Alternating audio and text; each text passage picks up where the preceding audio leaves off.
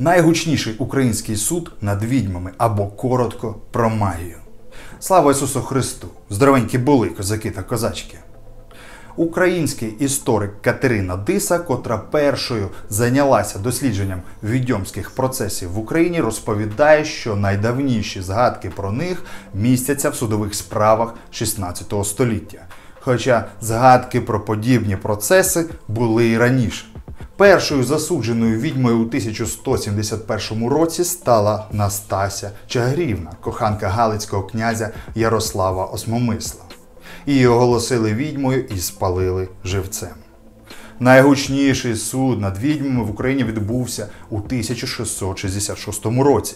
Гетьман війська Запорозького Іван Брюховецький звинуватив відьом у втраті власної дитини своєю вагітною дружиною Дарією та спалив зараз 6 відьом, серед яких була дружина гадяцького полковника. Цих жінок звинуватили в тому, що вони викрали ненароджену дитину з утроби матері та наврочили хворобу, від якої Брюховецький з дружиною ледь не сконали. Напевно, одним із останніх судових справ щодо чаклунства можна назвати Київські суди. Так, наприклад, 19 серпня 1891 року київський мировий суддя розглядав справу Даниїла Філіпова, який мало не вбив ударом каменя по голові серед базару якусь там жіночку, далеко вже не першої молодості. І лише за те, що вона навела на нього чари та порчу. Вже понад 10 років мучить його. Суддя, звісно, заарештував Данила, але на 5 діб. Всього до нашого часу зберіглося близько 200 судових позовів проти чаклунства. З них лише 5% закінчилися смертною карою. Та все ж таки образ відьми в українському суспільстві зберігся і по цей час.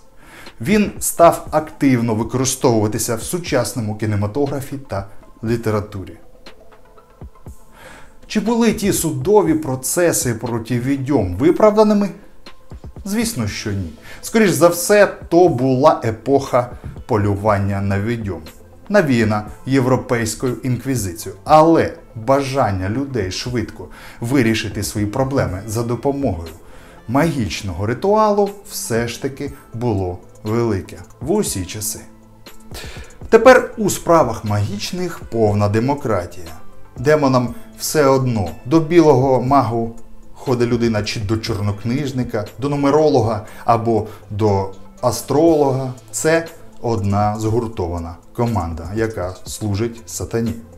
Як би себе людина називала білий, сірий маг, екстрасенс, вони є служителі діявольські. Маги-чаклуни вважають, що всі речі в світі з'єднані такими собі невидимими ниточками. І якщо правильно вимовити заклинання і виконати такий собі ритуал, то згідно їхнього світобачення цього достатньо, щоб змінити життя людини. Для мага людина просто жива лялька, яка прив'язана цими самими ниточками до інших людей, ляльок і речей. Нібито смикаючись за ці невидимі ниточки, можна впливати на життя людини. Тому багато шаманських обрядів пов'язані за формою своєю з нитками та вузликами. На Бога і ангелів ніякими магічними ритуалами, вузликами або приворотами не вплинути. Але щоб мати захист від Бога, людині потрібно бути в першу чергу вірною Богові. На відміну від магів, християни вірять божественному промислу, що Бог своєю турботою, мудрим керівництвом обіймає весь світ. Християни розуміють, що проблеми, скорботи і різні там духовні падіння виникають в нас не для того, щоб нас покарати, а для того, щоб нас напоумити та виховати. А чаклунство було і є великим гріхом. Чорні сили пітьми безсилі. Самі люди, віддаляючись від Бога, роблять їх сильними, оскільки, віддаляючись від Бога, люди дають дияволу право володіти над собою і залишаються без захисту. Тож залишайтеся з Богом і буде у вас усе гаразд.